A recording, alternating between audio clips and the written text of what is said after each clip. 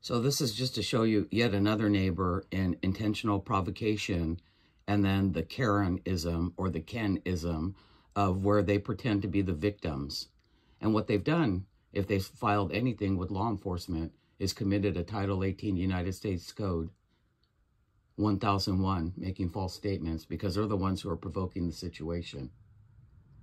In addition to that, because they're working as an organized network of sleeper cells for the Department of Defense's information operation, so that they can strike when there's a targeted hit against someone, state-sponsored terrorism, street terrorism, they operate like a gang. So that's another violation of the California Street Terrorism and Prevention Act, which is a gang enhancement. And because they're white, you say they don't operate like an organized group, but I have it networked. I've got different community members doing and saying things. So in this case, it's another back door neighbors that there's an open alleyway that we all share. It's a public alleyway. And so it's described in the video. They've also, what they are also guilty of is a Title 18 United States Code 371, which is a conspiracy to commit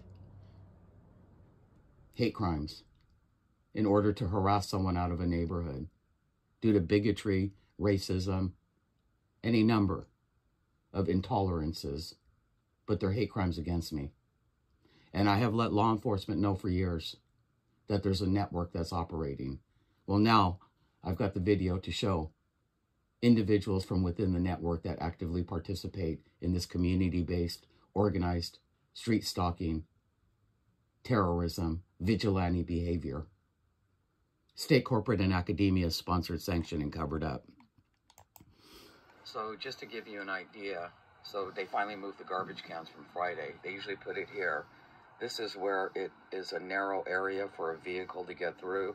So a lot of times what they would do intentionally is put the biggest can right here, where in the line of this, so that it made it much more difficult. But because I'm disabled, I have fewer stairs to bring my groceries, laundry, etc. in. But I'm going to show you, there's an entirely different street where that tree is. You have enough for 2 mobile home type of things. Their house is right there, okay? They have a backyard right there. But they put their cans back here because what it does is they can sneak out and then slam the garbage cans for that noise campaign that your collective neighbors utilize. So this is just to give you an idea that it's hard for a vehicle to come through, and it's an open alleyway, so it's public technically. And what they were doing, and they continue to do, is you ask them to move it so that I can get the vehicle through, so I can get the groceries in as a disabled person, and I'm going in for second surgery on, instead of the cervical, it's 3 areas of the lumbar spine because of the targeting. And so all I'm trying to do is say, hey, you know, don't put it here because you know you're blocking it. But they try to make it as difficult as, these are these subtle tactics that perpetrators will utilize. And look how far away they live. You have a back door right there.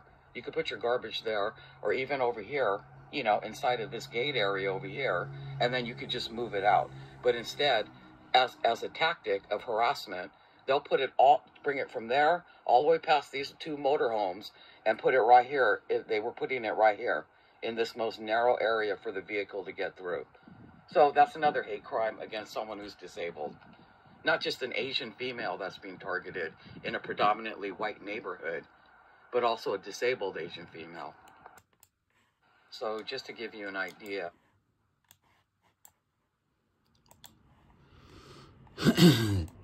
So this was on January 28th. So just to let you know that you ask them, and you've asked the other neighbor who brings the garbage cans in for them not to put it in these areas right here where it starts blocking the narrow areas. So this is what I had to say. So I was trying to get a hold of him to say, you know what, don't put this out here. You have that area right there, and I don't want this area blocked over here.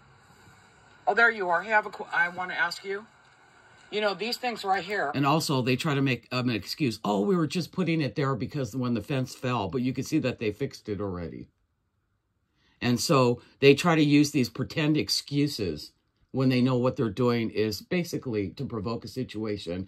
Or in the case of white exceptionalism, they attempt to get you to try to ask them to do something over and over that they already know they shouldn't be doing. But they like that idea of control over you, the minority or the disabled, in order for them, so that you keep having to ask them to do something. And that's that entitled white racism. I'm disabled, right? I need to move my car through here, and I'm always having to struggle to get through here because you're doing it through the thinnest line. So one of the people started moving it over here, which helps me get my car. Because if I had a small car, it doesn't matter. And what happened was the wind blew the fence. See, so she's trying to make an excuse. So we can get that fixed. We're working on it. Yeah, we'll move it for you. Does that make sense? That for me? Because I have to get my groceries So they have here, their talking points. And now that my order. lumbar is so bad right now, that it makes it even more difficult. No problem. No worries. Thank you for letting us know. Oh, I did. I actually let the neighbor know who does the garbage for you once in a while. Yeah.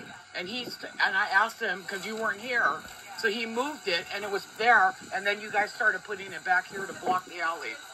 Yeah, I understand that. But, you know, being subversive doesn't help. I know. Okay. So that was January 28th. So here's March 3rd, which was just yesterday, Friday. And what do? They put it back. So you see, these are these subversive type of intentional provocations by neighbors because they're trying to say that you're confronting them, but I shouldn't have to even ask them. It's a public alleyway.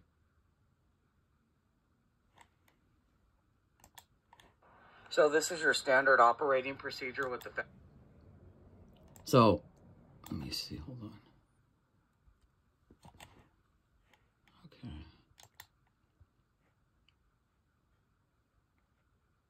So I think you can see in the video where you'll see the metal. They have it just a little bit over. But it's this thing where visually what they're doing is they're letting you know, right, that, hey, instead of it putting it back over here, we're going to move it over there. And so these are the type of subtle tactics that they think, well, you know what? It's not really breaking the law, but we'll just keep inciting a provocation or a confrontation.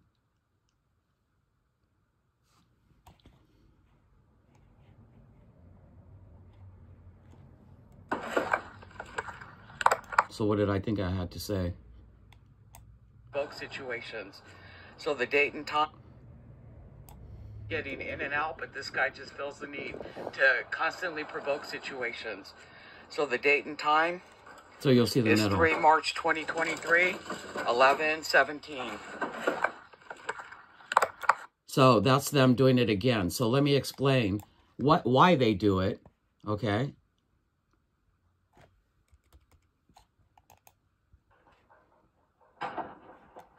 Thank you.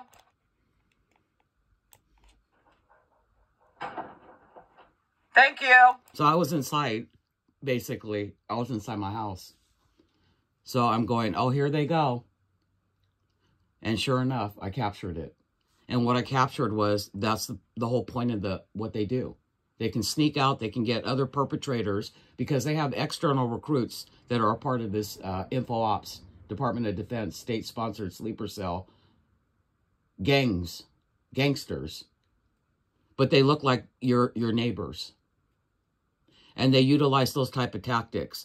So just again, to give you an idea, they have to exaggerate what they do, right? And then what they do, and these are all my neighbors that do it. And it won't be once, they'll just keep coming out. All my neighbors do it because they're a part of a network.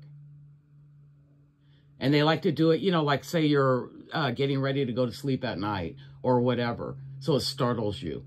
And these are all these type of intimidation tactics out of line of sight where they can hit and run. So again, there's no reason to have them out there other than so that you have the excuse to do these type of things. Thank you. So this is to show you that multiple neighbors actively participate within a network to create these type of subtle forms of noise campaigns and harassments.